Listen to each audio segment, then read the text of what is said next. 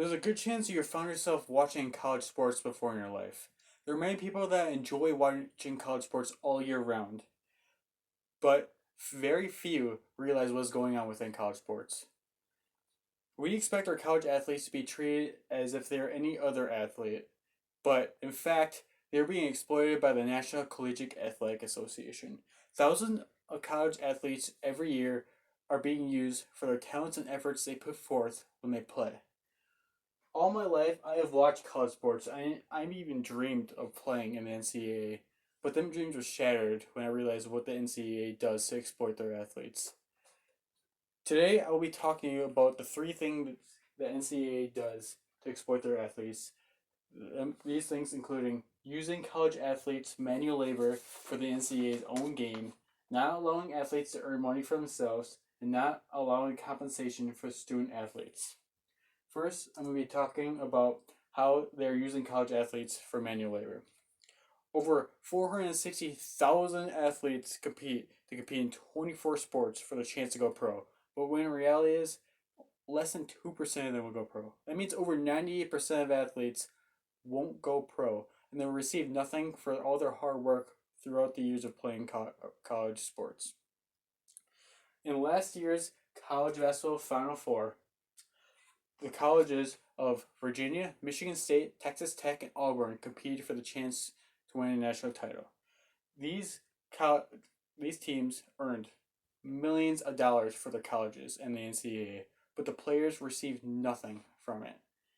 The NCAA, broadcast companies, coaches, athletic directors, TV executives, NCAA suits, and many more received all the revenue while the players were left to dry. This is not okay. This is not how it should happen. Players should not be used like this and receive nothing from it while the NCAA and everyone else gets all the money. The next thing I'm going to talk about is how the players cannot make money off their likeness. Players cannot make money off themselves, meaning students aren't allowed to make money off themselves in any way at all. If they do, they will be punished and could even be removed from the respective sport. In 2017, University of Central Florida's DeLa Hayes was a kicker, had steadily stacked up YouTube videos and got a bunch of subscribers. It was really picking up traction. When he finally got 25,000 subscribers, he started putting ads on his videos so he can earn money for himself for what he was doing. He made these videos about his day-to-day life as being a college athlete.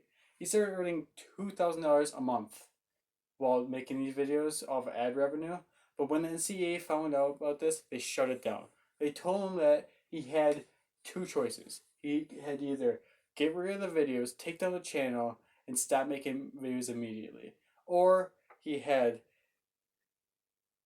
to be deemed ineligible from sports and forego his scholarship at the college.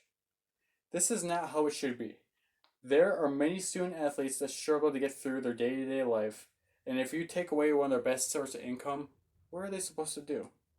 Another story relating to athletes not being able to make money off themselves is a story involving Michigan State's former basketball player, Draymond Green. Draymond explains that during his freshman year at college, his team had made it to the Final Four and was heading to Detroit, just 100 miles away from his hometown in Michigan. It was a dream come true for him. He was going to play on the biggest stage in front of his family. The dream quickly became a nightmare, though. Because he was given only 3 tickets to the game, meaning that this meant that his grandma could not attend the game. This had broken his grandma's heart.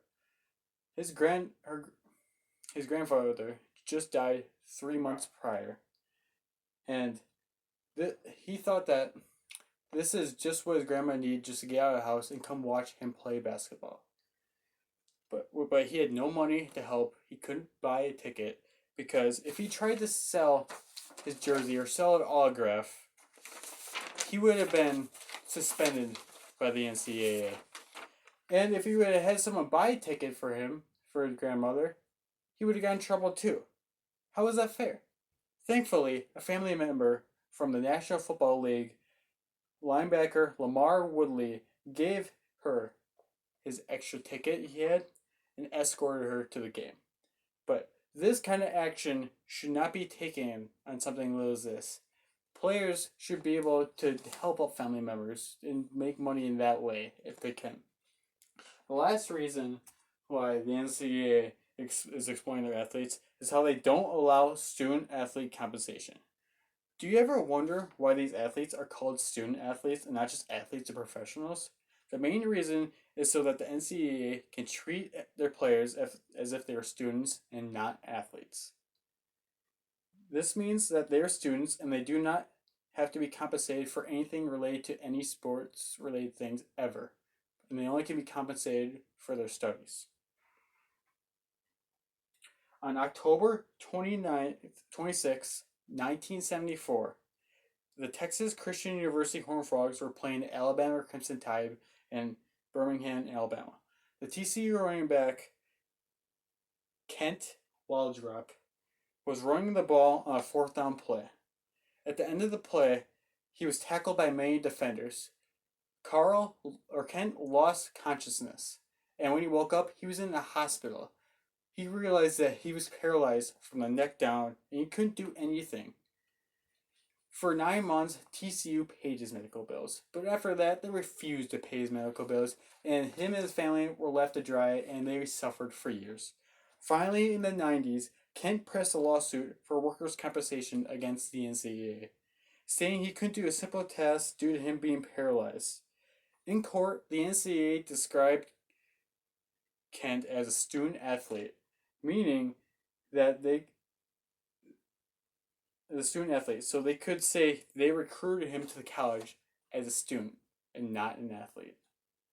This made so they could treat Kent as any other college student, and they owed him no compensation, and the court denied his appeal. From that point on, the NCAA used the term student athlete as a shield to prevent any other player trying to get compensation from them from any future events like this. Instances like this show how the NCAA twists and turns rules like they did for compensation and to be able to continue using their athletes and exploit them whenever they want. It is outrageous that they do this, and this needs to be changed as soon as possible. So, in conclusion, now that I've talked to you about what the NCAA does to their college athletes, I hope you realize that this has to change. From using athletes for manual labor and taking billions of dollars for themselves and not allowing athletes to make money off themselves or receive compensation, what the NCAA does is wrong and needs to be stopped. Late last year, the state of California actually made a ruling saying that college athletes are able to make money off their likeness, but the NCAA is still fighting this. Hopefully, this is a step in the right direction to change the way NCAA exploits their athletes and allow athletes more freedom. I hope you now agree with me about this endeavor and everything I've talked to you about, and I hope you enjoyed my speech. Thank you.